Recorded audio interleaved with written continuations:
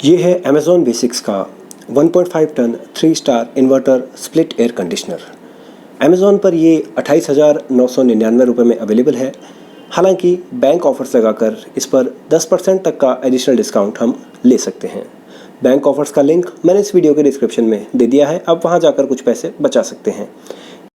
इस वीडियो में हम बात करेंगे इसके इंस्टॉलेशन, इसके प्रोज, इसके कॉन्स, इसकी स्पेसिफिकेशंस के बारे में।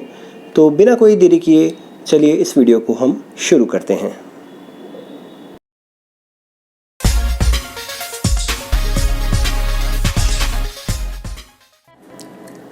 चलिए जानते हैं इस 1.5 ton 3 star inverter split air conditioner के बारे में। ब्रांड है अमेज़ॉन बेसिक्स और मॉडल नंबर है AB 2020 IN AC021। अमेज़ॉन पर ये 28,999 रुपये में अवेलेबल है अभी, और आप बैंक ऑफ़र्स लगाकर इस पर 10% का एडिशनल डिस्काउंट भी ले सकते हैं। ऑफ़र्स का लिंक मैंने वीडियो के डिस्क्रिप्शन में दिया हुआ है। कैपेसिटी की अगर बात की जाए तो ये 1.5 टन कैपेसिटी का AC है। कमली हम 1.5 टन का AC 110 से 150 160 स्क्वायर फीट तक के रूम्स के लिए यूज़ करते हैं। इस AC की जो BE रेटिंग है वो है 3 स्टार की, और ISEER यानी Indian seasonal energy efficiency ratio की जो वैल्यू है वो है 3.98 की, यानी एक 3 star inverter split air conditioner है।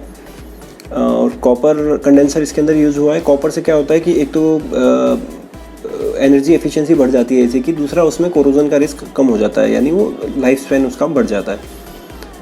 और एसी को ऑपरेट जब हम करते हैं तो इसमें मल्टीपल ऑपरेटिंग मोड्स हैं, like fan mode, dry mode, sleep mode और टर्बो कूलिंग मोड भी इसमें अवेलेबल है।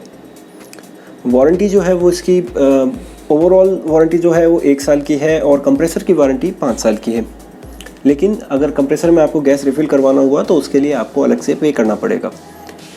इंस्टॉलेशन चार्जेस जो हैं वो 1600 रुपये हैं, जो मेरी ओपिनियन में ज़्यादा हैं, क्योंकि ये सिर्फ इंस्टॉलेशन के चार्जेस हैं। इसके अलावा अगर आपको आउटडोर यूनिट के लिए ब्रैकेट ख़रीदना है तो उसके अलग से पैसे लगेंगे। अगर 10 फीट से ज़्यादा आपको कॉपर पाइप यूज़ हो रही है तो उसके अलग से पर फीट के हिसाब से आपको पेमेंट करना होगा। और जो पावर सप्लाई के लिए जो केबल आएगी वो आपको अलग से परचेज़ करनी पड़ेगी। पावर प्लग आपको अलग से परचेज़ करना पड़ेगा। अच्छा, ड्रेन पाइप जो है वो आपको अलग से लाना पड़ेगा। तो मतलब ओवरऑल आप मान के चलिए कि 3 से 3,500 रुपये सिर्फ इंस्टॉलेशन में ही लग जाते हैं। जो ये इंस्टॉलेशन चार्ज 1600 के हैं ये मुझे थोड़े ज़्यादा लग रहे हैं। अगर फ़िल्ट्रेशन की बात करें तो इसके अंदर 4 स्टेज फ़िल्ट्रेशन आता है, जिसमें एंटीबैक्टीरियल फ़िल्टर भी है और डस्ट फिल्टर भी है इसके अंदर। और जो बेसिक फीचर्स आते हैं आजकल सारे एसीज़ में होते हैं, जैसे auto restart, auto defrost, hidden display अच्छा है आजकल, सब में अभी भी नहीं आता है, लेकिन हिडन डिस्प्ले मतलब आंखों को चुभता नहीं है वो। आप उसको मैजिक डिस्प्ले कहते हैं किसी डिवाइस में, किसी में हिडन डिस्प्ले बोलते हैं, वो अच्छा एक फ़ीचर है।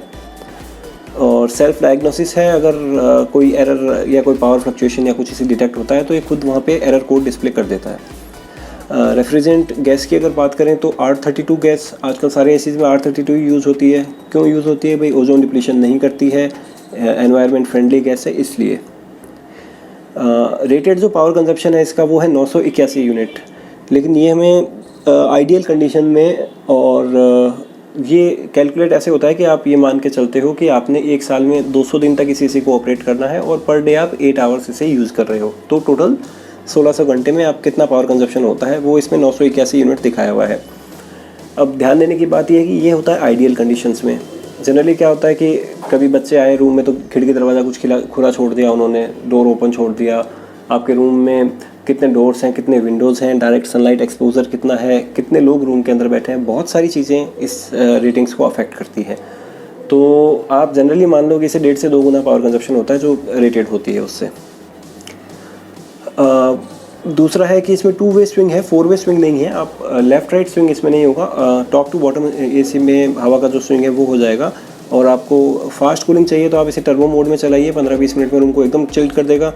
और रात को सोते समय हमें हमेशा स्लीप मोड एसी का यूज़ करना चाहिए, क्योंकि टाइम के साथ साथ जैसे जैसे हम सोते हैं हमारी बॉडी टेम्परेचर जो है वो स्टेबलाइज होने लगता है और हमें कूलिंग की रिक्वायरमेंट कम होने लगती है जैसे हम सोते रहते हैं। तो एसी क्या करता है, धीरे धीरे टाइम के साथ अपना टेम्परेचर बढ़ाना शुरू कर देता है रूम का, तो उससे पावर कंजप्शन भी कम होता है। और सुबह उठते ही कई लोगों को क्या होता है, बहुत ठंड लगती है एसी में, वैसा फील नहीं होता, आप बहुत कंफर्टेबल नींद लेके उठते हो। और तो मतलब नींद के पॉइंट ऑफ व्यू से भी अच्छा है और पावर कंजप्शन के पॉइंट ऑफ व्यू से भी स्लीप मोड बहुत अच्छा है।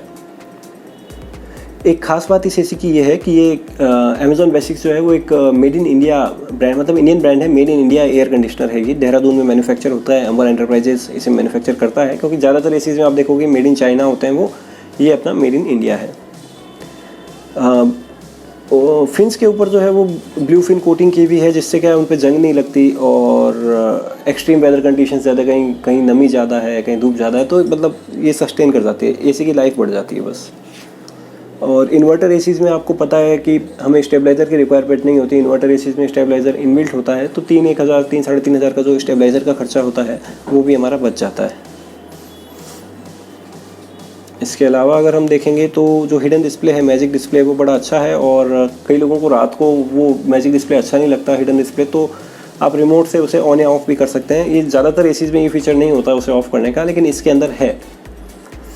एंटी फंगल फंक्शन, मतलब नमी से अगर फंगस ना लग जाए तो एसी बंद होने के बाद इसका फ़ैन थोड़ी देर 40 सेकंड के लगभग और चलता रहता है, मोटर रन होती है, तो उससे क्या है कि जो नमी है वो उड़ जाती है अंदर की, तो एसी पे फंगस लगने का रिस्क नहीं होता।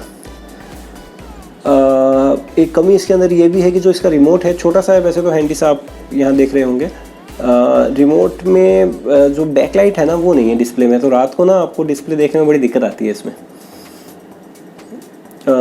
दूसरा, ये अमेज़ॉन बेसिक्स की आफ्टर सेल सर्विस काफ़ी लोकेशंस पे लोगों को इसमें दिक्कत हुई है, उनको अच्छा रिस्पांस नहीं मिलता है इनकी टीम की तरफ से। तो आप अपने एरिया में कैसा है, अगर आप अमेज़ॉन पे रिव्यूज़ देख लेंगे तो शायद पता चल जाएगा। बाकी अब तो स्थिति काफ़ी सुधर गई, शुरू में तो बहुत लोग इसकी कंप्लेंट करते थे आफ्टर सेल सर्विसेज की।